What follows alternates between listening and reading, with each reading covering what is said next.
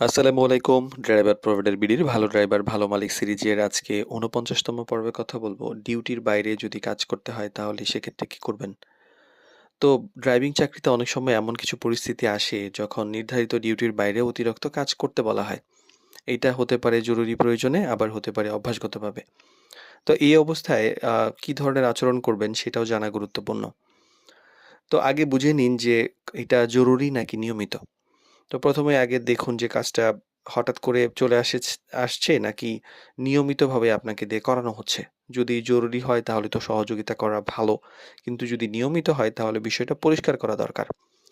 তো ভদ্রভাবে বিষয়টা আলোচনা করবেন যে সরাসরি করব না, করতে পারব না এই ধরনের বলার চাইতে যে, "স্যার বা ম্যাডাম আমি যদি কাজটি নিয়মিত করতে হয় তাহলে ডিউটি টাইমের ব্যাপারটা একটু ওভারটাইম হিসেবে যদি চিন্তা করেন তাহলে আমার জন্য খুব ভালো হয়।" এভাবে বললে সম্মানটা বজায় থাকে এবং বিষয়টি পরিষ্কার হয়। আর ওভারটাইমের একটা ব্যাপার পরিষ্কার করা উচিত যে ডিউটির টাইমের যে আছে সেটার বাইরে যদি কাজ করতে হয়, তাহলে অতিরিক্ত সময়ের কোনো হিসাব থাকবে কিনা? আলাদা কোনো পারিশ্রমিক থাকবে কিনা? এই বিষয়গুলো সুন্দরভাবে পরিষ্কার করা উচিত এবং সেটা বিনয়ের সাথে।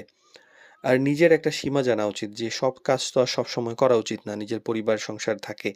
নিজের পরিশ্রমের প্রয়োজন, বিশ্রামের প্রয়োজন, ব্যক্তিগত কিছু সময় দরকার। এসব বিষয় মাথায় রেখে সিদ্ধান্ত নেওয়া উচিত। তো সম্পর্ক বজায় রেখে যে ভারসাম্যটা রাখবেন সেটার জন্য অবশ্যই ড্রাইভার হিসেবে কিছু ক্ষেত্রে তো সহযোগিতা করবেন ভালো। তবে নিজের অধিকারও বোঝা জরুরি। যুক্তিসঙ্গত হলে আপনি সহযোগিতা করুন। যদি অযৌক্তিক এবং হয় তাহলে সেক্ষেত্রে ভদ্রভাবে সেটা আলোচনা করে সিদ্ধান্ত নিন।